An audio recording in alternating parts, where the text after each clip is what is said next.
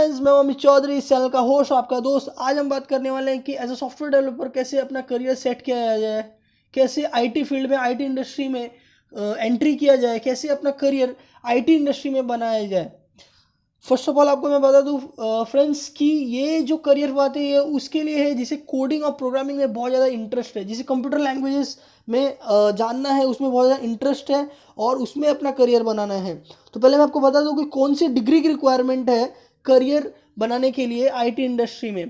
तो बी या बीटेक जो इंजीनियरिंग का फील्ड है, इंजीनियरिंग का कोर्स है, या तो BCA bachelor computer application, BSc in IT, BSc in CS, या तो MCA master of computer application. ये सारे डिग्री में से कोई भी एक डिग्री अगर आप करते हैं तो आप आईटी इंडस्ट्री में वर्क करने के लिए एलिजिबल भी हैं और कैपेबल भी।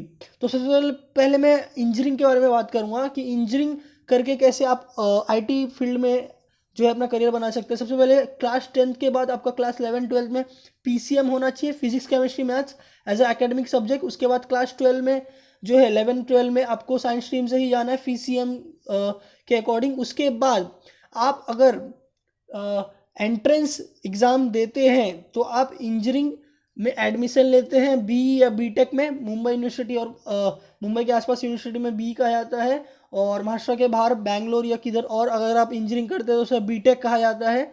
दोनों सेम ही होता है, सिर्फ नेम डिफरेंस है। तो आप जेईई एग्ज़ाम दे सकते हैं जो सेंट्रल लेवल एग्ज़ाम है, या तो महाराष्ट्र में एमएसटी सीईटी है, वो एग्ज़ाम देके भी आप इंजीनियरिंग में एडमिशन ले सकते हैं। इंजीनियरिंग आपको सीएस या तो आईटी स्ट्रीम में ही करना होता है आईटी इंडस्ट्री में काम करने के लिए। और इंजीनियरिंग जो है 4 इयर्स का फुल टाइम प्रोफेशनल कोर्स है। ओके, सेकंड देखते हैं, अगर आप क्लास 12 साइंस से करते हैं पीसीएम के साथ बट आपको एंट्रेंस नहीं देना है, विदाउट एंट्रेंस आईटी इंडस्ट्री में जाना है, तो आप बीएससी आईटी या बीएससी सीएस कर सकते हैं। BSc IT means bachelor of science in information technology, या तो bachelor of science in computer science. तो बीएससी आईटी, बीएससी सीएस जो है, दोनों में से कुछ भी कोर्स करते हैं आप। ये 3 ईयर का प्रोफेशनल डिग्री कोर्स होता है आईटी इंडस्ट्री में वर्क करने के लिए। इसमें एंट्रेंस का रिक्वायरमेंट नहीं होता है। क्लास 12 पीसीएम के बाद ही आपका एडमिशन डायरेक्टली बीएससी सीएस या बीएससी आईटी के किसी भी मुंबई यूनिवर्सिटी या दूसरी यूनिवर्सिटी में किसी में भी आप एडमिशन डायरेक्टली ले सकते हैं विदाउट एनी एंट्रेंस। अब हम देखेंगे कि जिसने क्लास 11-12 अगर साइंस से नहीं किया है फिर भी उसे आईटी इंडस्ट्री में वर्क करना है तो उसके लिए क्या ऑप्शन है। तो क्लास 10th के बाद क्लास 11 या 12 आप कॉमर्स या आर्ट्स से करेंगे तो आपको मैथ्स सिलेक्ट करना है। मैथ्स आपके एकेडमिक में होना चाहिए, मीन्स कॉमर्स के भी सब्जेक्ट होंगे, अगर आप आर्ट्स कर रहे हैं तो आर्ट्स के भी सब्जेक्ट होंगे, साथ में एक सब्जेक्ट मैथ्स का आपको रखना है। क्लास 12 कंप्लीट करने के बाद आर्ट्स से या कॉमर्स से या किसी और स्ट्रीम से आप बीसीए कर सकते हैं, बैचलर ऑफ कंप्यूटर एप्लीकेशन। ये 3 year full time professional degree course है। ओके, ये डिग्री करने के बाद आप जो है आईटी फील्ड के लिए एलिजिबल हो जाते हैं। ओके, अगर समझ लीजिए आपने क्लास 10, 12 और ग्रेजुएशन तीनों भी साइंस से नहीं किया है, मीन्स अगर आपने क्लास 12 कॉमर्स आर्ट्स से किया, फिर बीसीए नहीं किया, कुछ और ही कोर्स किया आपने, बीकॉम या बीएमएस या बीएमएम, फिर आपको ऐसा इंटरेस्ट आया कि मुझे आईटी फील्ड में काम करना है, प्रोग्रामिंग कोडिंग करना है, तो क्या करें। तो आप किसी भी अदर स्ट्रीम से ग्रेजुएशन करते हैं तो भी आप आईटी फील्ड में काम कर सकते हैं। कैसे? एमसीए डिग्री के द्वारा।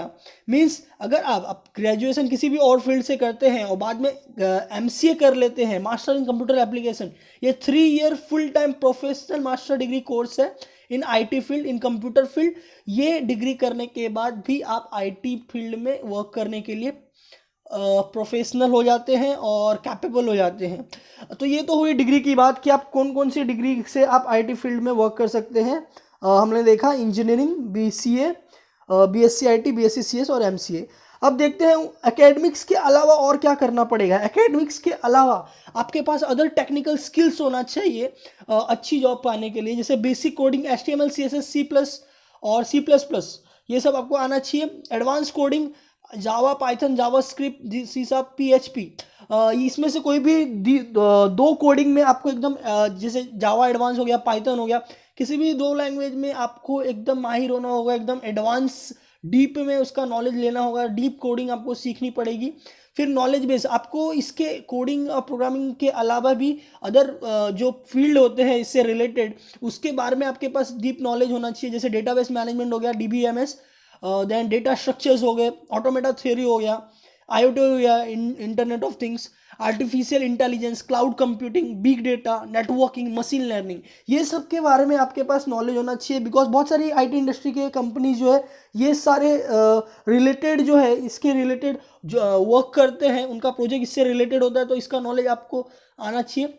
ये हो गया टेक्निकल स्किल्स। टेक्निकल स्किल्स के अलावा आपके पास सर्टिफिकेशन कोर्स होगा तो और भी अच्छा है।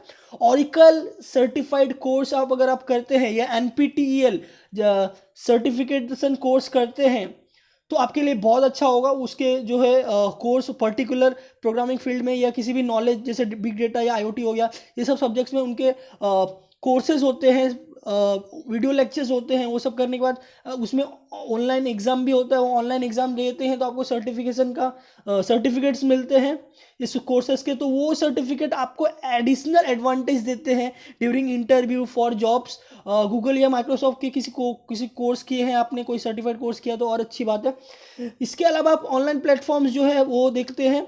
ऑनलाइन प्लेटफॉर्म में जो यूडेमी, यूडेसिटी, ये सब जो कोर्सेज होते हैं, ये अगर आप करते हैं किसी कोडिंग लैंग्वेजेस में या किसी भी पर्टिकुलर नॉलेज बेस जो मैंने बताया था सब्जेक्ट उसमें, तो आपके लिए बहुत अच्छा बेनिफिट्स होता है, आपको एडिशनल जो बेनिफिट्स मिलते हैं। उसके बाद आप कहाँ कहाँ आप अप्लाई कर सकते हैं। MNCs में बोलूँगा, ये सारे जो MNCs है, मल्टीनेशनल कॉर्पोरेशंस, इसमें अगर आप जॉब के लिए अप्लाई करते हैं तो आपकी फ्यूचर बहुत अच्छी होती है, फ्यूचर ब्राइट होती है, ग्रोथ भी होता है। कंपनीज़ का नाम मैं नाम बताऊंगा। ऐसा ज़रूरी नहीं कि यही कंपनीज़ में अप्लाई करें। स्टार्टिंग में ऐसा होता है कि एज अ फ्रेशर ये सब कंपनी में क्लियर होना डिफ़िकल्ट हो जाता है। आप किसी स्टार्टअप्स या जो है नॉर्मल कंपनीज में अप्लाई करेंगे तो भी चलेगा, बट हाँ, एक टाइम होने के बाद, एक्सपीरियंस होने के बाद आप ये कंपनीज में अप्लाई कर सकते हैं आपका फ्यूचर सेट करने के लिए। Infosys, Capgemini, TCS, Wipro, Birla Soft, Neosoft, Tech Mahindra, HCL Tech, Accenture, L&T Infotech, ये सारे मैंने कुछ अच्छे इंडिया की कंपनी जो है IT फील्ड में उसके नाम बताए हैं। देन CTC, आपको पैकेजेस कितने मिलेंगे एज अ फ्रेशर। जब हम स्टार्ट करते हैं तो पहले तो इंटरव्यू क्रैक करना, जॉब पाना थोड़ा डिफिकल्ट होता है कंपटीशन की वजह से। फिर भी आपको 3 to 6 लाख का पर एनम पर ईयर का पैकेज मिल सकता है। इंजीनियरिंग को थोड़ा सा स्टार्टिंग में ज़्यादा मिलता है, but after certain time of interval of experience, मतलब 5 to 6 ईयर्स के बाद सारे डिग्रीज को एक जैसा ही जो है CTC मिलता है। बट यह स्टार्टिंग में इंजीनियरिंग को थोड़ा सा ज़्यादा मिलता है, बाकियों को थोड़ा कम मिलता है। बट यह जैसे मैंने बताया 2 to 3 ईयर एक्सपीरियंस के बाद सब नॉर्मल हो जाता है, सेम हो जाता है। After 2 to 3 year of experience you can get a 6 to 12 lakh per annum का CTC। ये डिपेंड करता है आपके परफॉर्मेंसेस के ऊपर, आपने कितना अच्छा परफॉर्मेंस दिखाया है कंपनी को, कितने अच्छे कंपनी को प्रॉफिट्स दिलाए हैं, प्रोजेक्ट जल्दी कंप्लीट किए हैं वगैरह, मतलब परफॉर्मेंस के ऊपर डिपेंड होता है।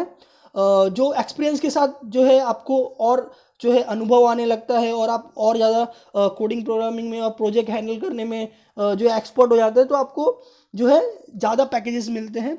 अगर 4 ईयर से ज़्यादा एक्सपीरियंस है तो 12 लाख प्लस भी आपको हो सकता है। ये मैंने एवरेज कॉलेज से आपने डिग्री किया उसका मैंने बताया है, okay, average packages. Then online job portals क्या क्या हो सकते हैं for job and internship, Flair Board, Indeed, कॉर्मा, नौकरी।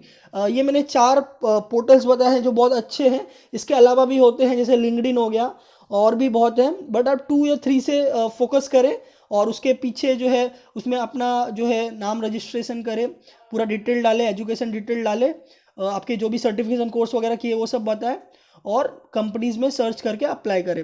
अगर आप इंटर्नशिप करना चाहते हैं तो इंटर्न साला में अप्लाई कर सकते हैं। मैं बताऊँ फ्रेंड्स कि अगर आप आपके एजुकेशन एकेडमिक पीरियड्स में ही अगर आप इंटर्नशिप वगैरह कर लेते हैं पार्ट टाइम वगैरह, तो इंटर्नशिप सर्टिफिकेट्स और एक्सपीरियंस सर्टिफिकेट्स भी आपको जॉब पाने के लिए बहुत अच्छा हेल्प करता है, आपको एडवांटेज देता है, एडिशनल एडवांटेज देता है। So thank you so much friends. अगर आपको अच्छा लगा ये वीडियो तो लाइक करें, कमेंट करें, शेयर करें। Thank you so much.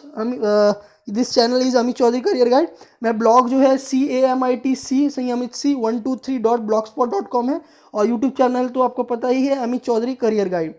Thank you so much और welcome for any queries related to career education. Career education related कोई भी क्वेरी आती है तो आप मुझे मैसेज कर सकते हैं, कमेंट सेक्शन में डाल सकते हैं। मेरे सोशल साइट्स के जो है लिंक दिए हुए हैं उसमें भी आप जाके पर्सनली पूछ सकते हैं। आपका कोई भी करियर रिलेटेड या एजुकेशन रिलेटेड डाउट पूरी तरह से मैं क्वेरी उसके सॉल्व करने की कोशिश करूँगा।